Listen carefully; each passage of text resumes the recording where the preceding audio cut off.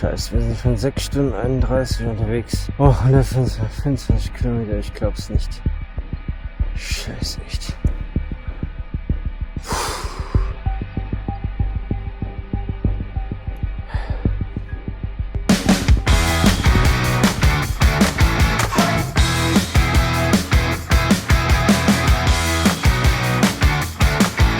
Ich fahr grad mal voll aufs drauf, damit du wachgerüttelt wirst.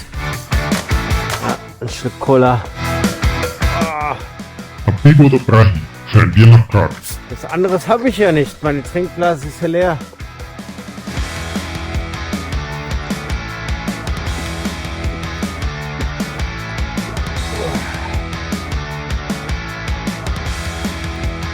Der Kopfhaut. Vielleicht doch besser. So, was kann man denn da reinhauen? So, Snickers wäre geil. Und dann Twix. Ja, wir sind ja auf dem ersten tschechischen Radweg, den wir hier sehen. Pilsen ist nicht mehr weit. Zum ersten Mal treffen wir in Tschechien auf Radinfrastruktur. So ein kleiner Bach oder Fluss.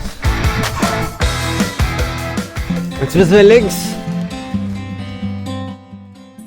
Wir sind hier also schon in Vororten von Pilsen. Wir durchfahren nun die Vororte von Pilsen. Erst Plattenbauten, dann Industrie. Ja, ich bin drüber. Ich bin bei dunkelorange. Dann die ausgedehnten Gebäude der Produktion von Skoda Transportation ziehen an uns vorbei. Und da ist auch schon die schöne Innenstadt der viertgrößten Stadt Tschechiens. Das sieht ganz schön aus. Für heute haben wir uns in eine zentral gelegene Pension eingebucht. Rückblick, wir sind in Aschaffenburg statt wie geplant in Frankfurt losgefahren, dank Bahnchaos. Wir sind in Wolkenbrüche reingekommen, fast unterkühlt, mussten ein Stück auf andere Art überbrücken, bekamen Sonne zu sehen und sind dann von einem Hagelschauer ausgebremst worden. Nach einem Besuch in der Richard-Wagner-Stadt Bayreuth haben wir uns mühsam die B22 zur tschechischen Grenze hochgequält, sind vor der Regenfront geflohen und nach uns unendlich erscheinenden Anstiegen und Abfahrten, weniger als 25 Kilometer vor Pilsen, verloren wir entkräftet und ohne Wasser die Hoffnung. Wir fragten uns nach dem Sinn der Unternehmung, haben aber jetzt endlich Pilsen erreicht und denken nur noch ans Bier als Belohnung und lassen uns treiben.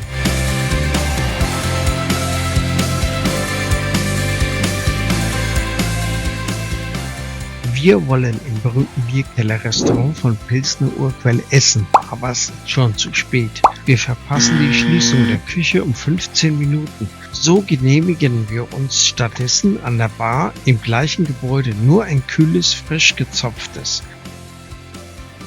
So, wir sind jetzt in Pilsen, bei Pilsner Urquell und ein bisschen enttäuscht.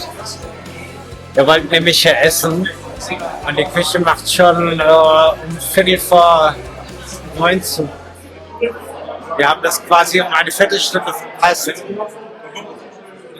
Obwohl das Restaurant bis 22 Uhr geöffnet hat. Naja, schade. Jetzt sind wir hier an der Bar oben und trinken einfach nur ein Bier. So, wir schauen jetzt, wie Tommy auf Ex trinkt. Auf Ex. Vatertag.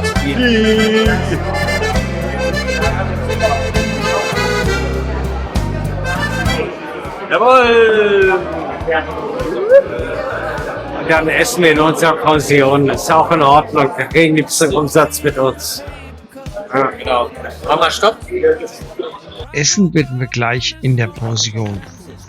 Tschüss, Pilsner Urquell. Es war ein Mini-Besuch. Jetzt müssen wir wieder zurück hier. Ja, schön hier, die Innenstadt. Und dann ist noch nicht ganz stockdunkel hier. Ja. Wir sind jetzt in der Pension und essen hier. Also wie man sieht hier, ansehnliche Portion. Mehreres, ja, keine Ahnung, sieht eigentlich aus wie Kasseler.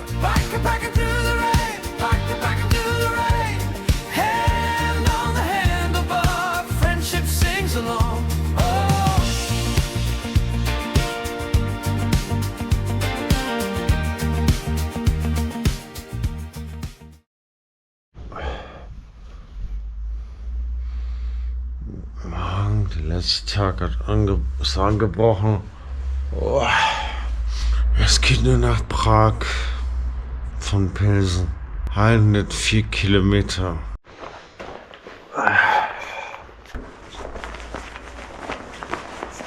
Björn hat das Wunder mit den Datteln dabei. So unterwegs, wenn wir mal nicht aufs Klo kommen, dann nehmen wir mal Datteln essen. Die essen wir im Zug. Die Böcke sind berödelt. Jetzt geht's gleich los. Letzte Etappe nach Prag. Meine Haare sehen aus wie nix hier. Schon ein Vorteil wie bei Björn, oder? Dass sich die Option halt gebucht hat auf weniger Haare. Ja, dobry den, wir sind in Pilsen am letzten Tag. Es geht nach Praha zum Bier trinken. Ja. So, wir sind auf der Strecke zurück. Momentan ist sonnig. Oh, hier darf man ja gar nicht rein. Ja. Gut. Wir sind wieder auf der Strecke. Wir müssen jetzt irgendwie aus der Stadt rausfinden und was zu essen holen. Vor uns ist es schon schwarz. Übrigens haben wir zu spät Bescheid gesagt, dass wir das Frühstück in der Pension wollten. Hier am Samstag. Oh, das wackelt hier, die Insta.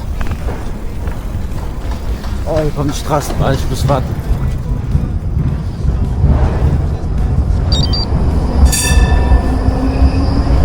So müssen wir ohne losfahren und finden beim Verlassen von Pilsen etwas anderes. Frühstück bei Lidl. Lidl lohnt sich. Ab geht's zu einem Lidl hier. Ein Einkaufswagen. Ach, hier. Genau. So.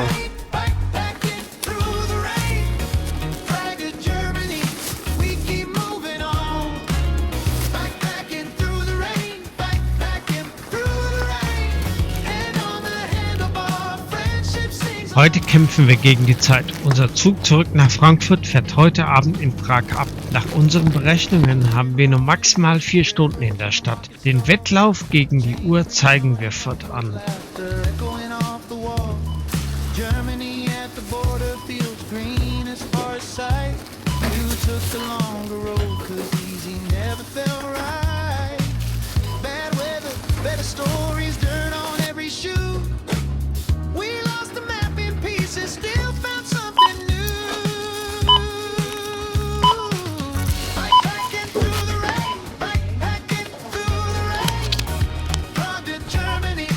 Jetzt öffentlich sagen, oder? Also das Movie. Ach, du hast eine Flasche. Ich bekomme einen zweiten Flaschenhalter, vielleicht auch noch eine kleine rein. Die trinken wir aus, komm. Oh. Wir waren Flüssigkeit. Guck mal.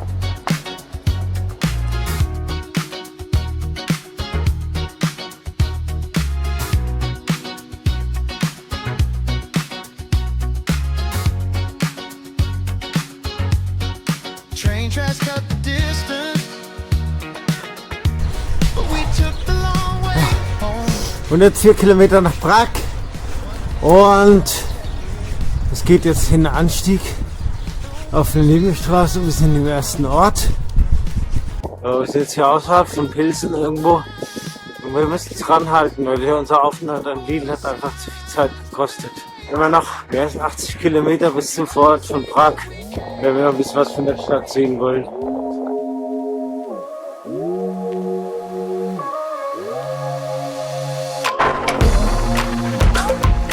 Yes, wir gehen schnell runter.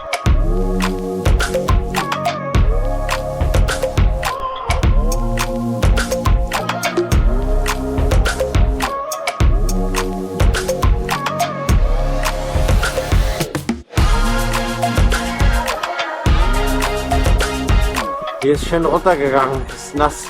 Aber wenn wir vor 2 Stunden fahren, hätte es sein können, dass wir noch was abgekriegt haben. Ich habe heute Nacht, weißt du, was ich geträumt habe heute Nacht? Von Obst. Obst und Trinken. Ich war so dehydriert. Kurzer Stopp, schöne Brücke hier von der Autobahn. Schön hoch das Ganze. Wie geht's dir? Gut. Gut. Ersten 4 Anstiege haben wir geschafft. Wahrscheinlich sind wir schon 150 Meter weg. Mal gucken. Wir haben ungefähr 1000 heute. Jetzt kommt die Sonne raus, dann wird die Straße getrocknet. Wir meistern fleißig die Anstiege. Heilige Scheiße. Irgendwo am Horizont warten Prag und das Bier. Daher der Motivationsspruch des Tages: Kein Berg zu hoch für ein Bier in Prag. Gleich geschafft. wir sind ein bisschen zu spät dran, aber dafür haben wir den Regen hier nicht mehr. Wir haben eine ganze Flasche O-Saft zu zweit getrunken, 1 Liter, und ich habe eine ganze halbe Liter Eisschokolade und Aprikosen gab's. So, wir haben gerade den Anstieg 7 von 22 hinter uns. Ja, also ein Drittel der Anstiege. Noch nicht ganz ein Drittel der Kilometer. Bald aber wahrscheinlich. Ich bin eben auf dem großen Blatt gefahren die ganze Zeit. Auch den Anstieg. Wir sind im schönen Böhmerwald. Ja, hier gibt's bestimmt Räuber. Ja, die Bäume geraubt haben. Ja, sehr viel Monokultur hier. Fichten, Tannen, Buchen. Alles Reihe in Reihe mit geringem Abstand gepflanzt. Aber wahrscheinlich schon vor 70, 80 Jahren. Ja, die sind schon recht frucht, die Bäume. Es kommt immer wieder so ein bisschen die Sonne auch durch. Ja, hier ist eine Gewichtsbeschränkung auf der Straße, 13 Tonnen. Das schaffen wir nicht, ne. Wir müssen was abladen, ja. Aschrakete runternehmen. Nächster Anstieg. Nächste Rotze ist geflossen. Wir sind jetzt im guten Flow. Hast du Allergie heute? Kann auch sein, weiß ich nicht. Also ich merke nicht, dass was reizt in der Nase, aber lass es einfach laufen. Lass es laufen. Hier geht's geil runter. Voll im Flow. Oh yeah.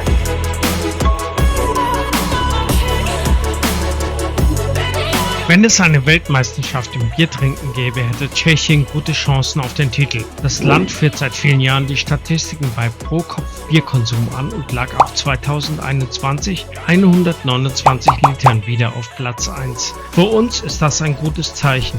Doch nicht auf die Autobahn. Denn wenn man schon mehr als 500 Kilometer nach Prag fährt, dann sollte das Bier am Ziel wenigstens von Experten getestet worden sein. Richtig kranke Abfahrt war das. Und tatsächlich wird Bier sogar weltweit gefeiert. Am Internationalen Tag des Bieres, der jedes Jahr am ersten Freitag im August stattfindet. Seit 2007 stoßen Bierfreunde rund um den Globus gemeinsam an. So, wir haben gerade eine kleine Pause gemacht, kurz 5 Minuten. Riegel gegessen, Smoothies getrunken. Wir haben hier noch unseren Eiskaffee vom Lidl. Von daher. Jetzt geht's weiter. Ja. Etwas über 40 Kilometer haben wir, aber ziemlich genau. Das heißt, es fehlen noch fast 60 bis Prag, bis zum Zentrum. Da müssen wir uns jetzt ranhalten, sonst kommen wir erst nach 15 Uhr an. Das wird dann sehr knapp. Ja, weiter geht's. Wir haben nicht viel Zeit. Ciao. So, nach einer kleinen Pause sind wir jetzt wieder auf einer Hauptstraße unterwegs, wo man gut rollen kann. Aber eben auch viele Autos hat. Nächste größere Stadt Beroun ist der nächste Meilenstein. Dann haben wir etwa 2/3 geschafft von der Route. Typisch diese Orte hier. Als Zentren.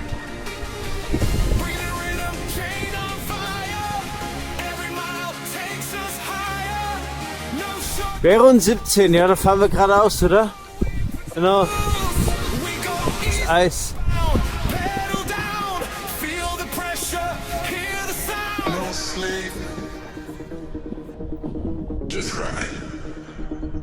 Ach du Scheiße, kommen noch viele. Ein Motorrad. Wir sind keine Radfahrer, Mopedfahrer.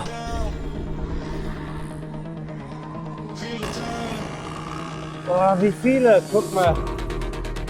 Oh. Oh yeah.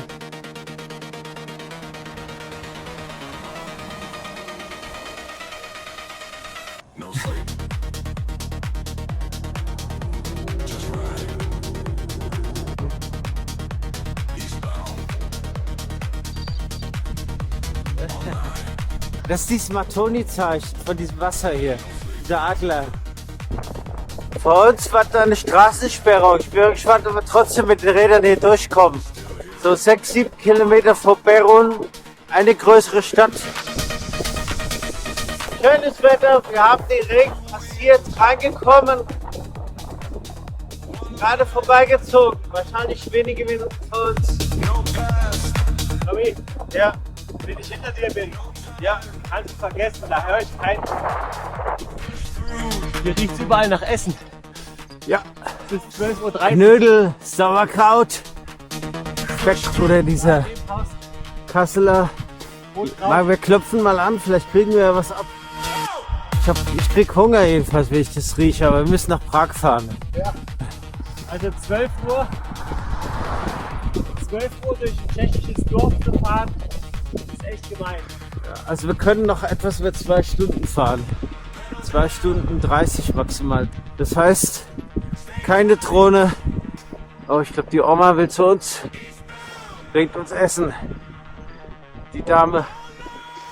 Von der kriegen wir gleich eine Portion ab. Scheint in einem Tal zu liegen. Wir lassen ihn mal vorbei. Geben wir ein bisschen Gas.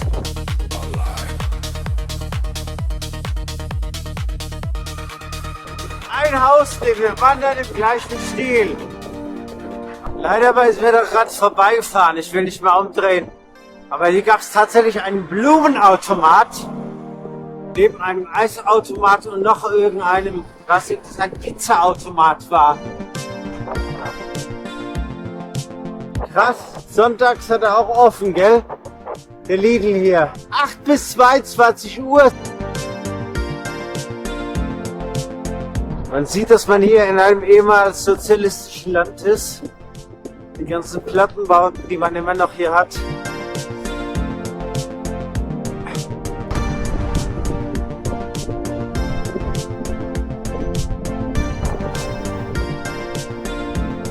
Dieser Fluss hier. Ist das die Moldau? Keine Ahnung. Ja, wir müssen jetzt Beirut verlassen langsam. Ich bin hier nicht angetreten. Ich gehe davon aus, dass wir irgendwo hochfahren. Wir machen hier einen ganz kurzen 5-Minuten-Stopp. Ich habe mir jetzt eine Orangina genehmigt. Direkt auf dem Berg, oberhalb von Beroun. Es sind noch 5 Anstiege, wobei der letzte in Prag selbst bereit ist. Und wir haben noch 32 Kilometer vor uns, also gut 1,5 Stunden. Keine der folgenden Anstiege ist steiler als 3% im Durchschnitt. Und es gibt nur einen, der länger als 1 Kilometer ist. Also es sind noch gute Aussichten. Der Regen ist hier bereits heute vorbeigezogen. Man sieht, die Straße ist ein bisschen nass. Aber es ist alles gut. Also alles top. Ich habe die Senapi dran gemacht. Oh, gut. Ja, was sagst du zu dem Einsatz hier? Guck mal, es wird heller.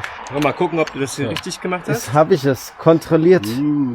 Gut. Ja, der Qualitätsinspektor ist okay. Gut, ja, sehr gut. Gut. So, jetzt machen wir noch 5 kleine Aufstiege und haben eine Strecke Wiesbaden-Frankfurt höchst vor uns. Stimmt. 30 Kilometer noch. Der Vibe ist gut, alles macht Spaß. Heute haben wir einen guten Tag bisher. Dann bis später. Aufgepasst auf die Bahnübergänge hier. Sind manchmal sehr uneben hier. Oh ja, hier ist eine schöne Stufe. Wir haben auf dieser Tour übrigens kein einziges Mal irgendwo eine öffentliche Trinkwasserstelle gesehen. Entweder wir haben es nicht gesehen und sind daran vorbei, Das macht Spaß. Schön geil. Wow. Wow. oder unsere Route war dafür eher ungünstig. Stimmung. Bum, bum, bum.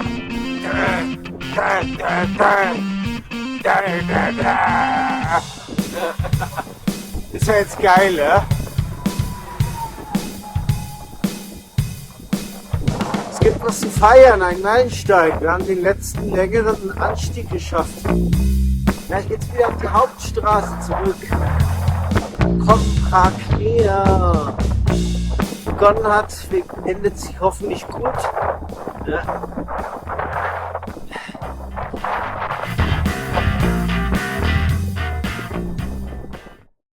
1 Kilo Essen, was du noch hast.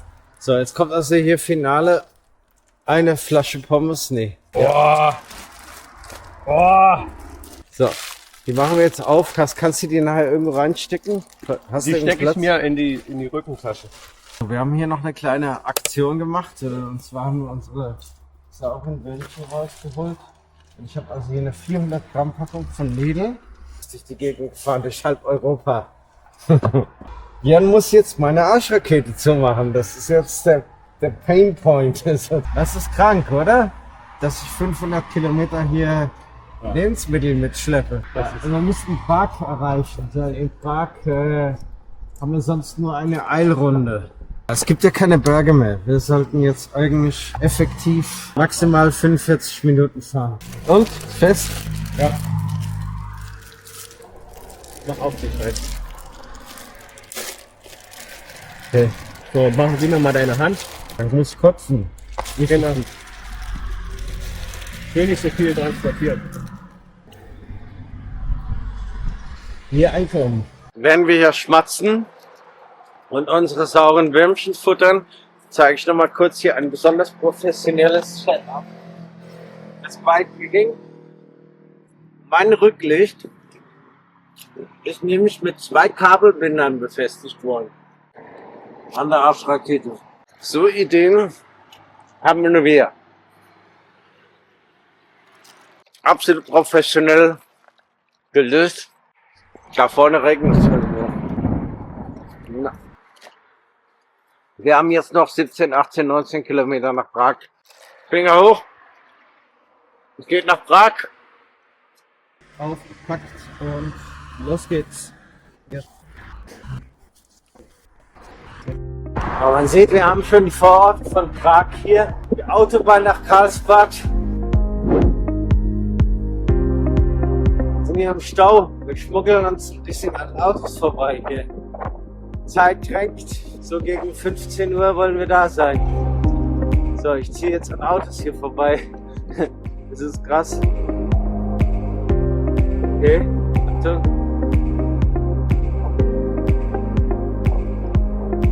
Ja, yeah. Krass, der lässt sogar Platz. Voll rücksichtsvoll hier. Danke. Willkommen.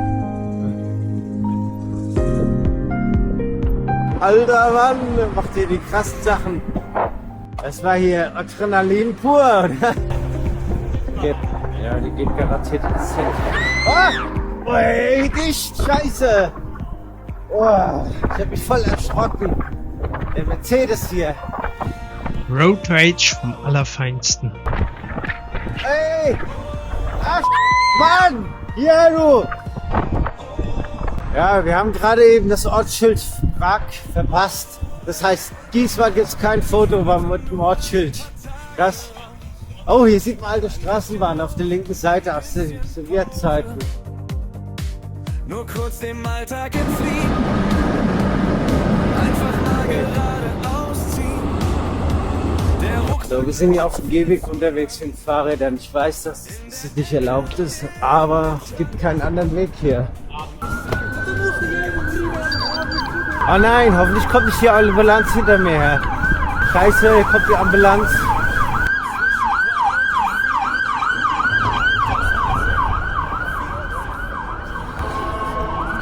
Hier sind lauter Fußgänger, ich kann hier nicht fahren. Das ist ja hier Adrenalin hier. Aber das ist auch saugefährlich mit diesen ganzen Straßenbahnschienen hier. Davon ist die Wollen-Moldau schon. So. Ah, guck mal, wie schön.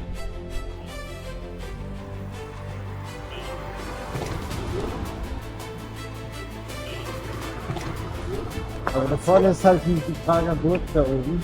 Da müssen wir hin. Wir fahren jetzt erstmal die Route hier so lang. Mal in der Moldau und da geht's nach der Karlsbrücke wieder auf die andere Seite. Willkommen in Prag. Wir haben die Stadt erreicht. Sind schon im Stadtzentrum. Dieses Haus ist von diesem Geri, von diesem Architekten. Der hat immer so schiefe Formen gemacht. So, jetzt fahren wir geradeaus. Genau.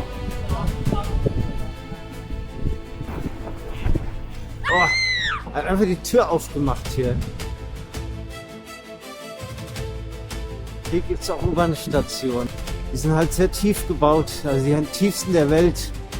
Teilweise bis zu 150 Meter tief, glaube ich, unter der Erde, ja. Genau, da siehst du den St. Veitsdom. Quasi der Dom ist in der Mitte der Prager Burg. Das ist auch der Sitz des Präsidenten. Da oben. So, jetzt kommt, glaube ich, was von der Karlsbrücke.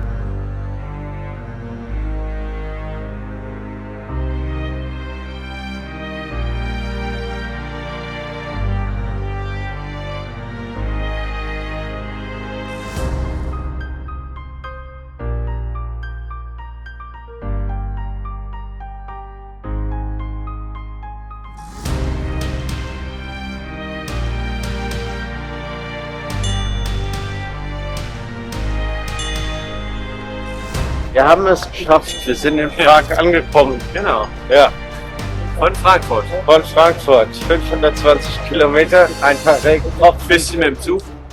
Bist du im Zug? Genau. Geschafft.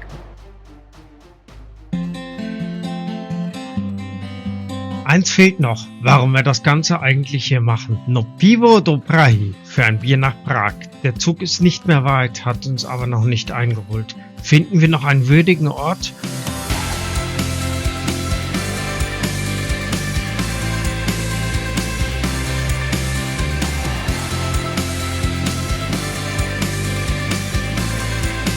Nee, das kann nicht sein. Es muss hochgehen irgendwie.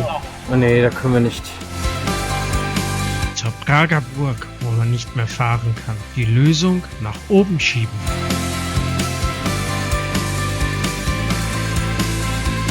Oh geil, was für ein Blick hier. Krass.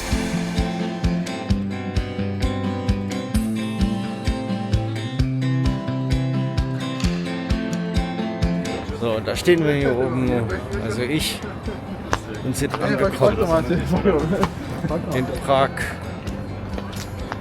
So, ich gehe jetzt zu Fahrrädern zurück. Björn wartet hier schon. Wir fahren jetzt zur Prager Burg.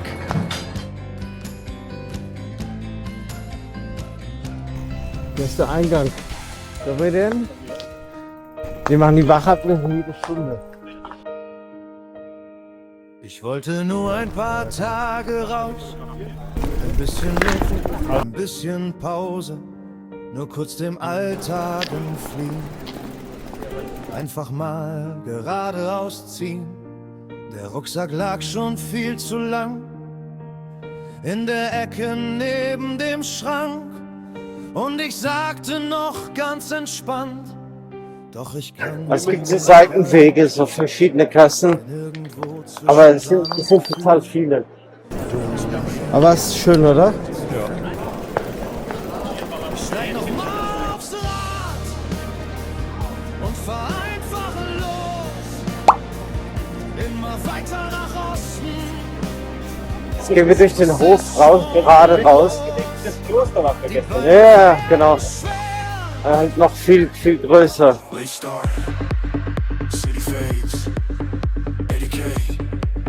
hab gerade mal die Videokamera angemacht wieder.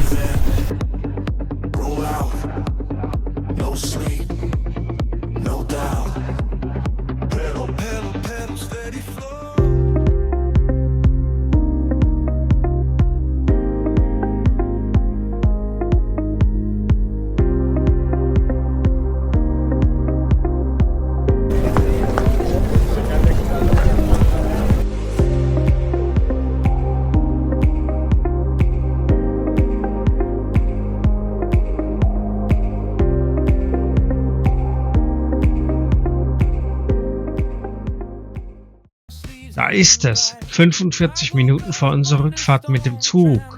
Es beendet und wir haben unser Bier und haben unser Switchkuba. Das typische tschechische Gericht. Prost. Also, unsere Bier. Was haben wir gesagt? Kasse. Ja, das haben wir jetzt eingelöst. Dann sage ich jetzt rüber und zurück. Wir waren hier in Prag für ein Bier in Prag. Hand on the handlebar, friendship sings along. Oh.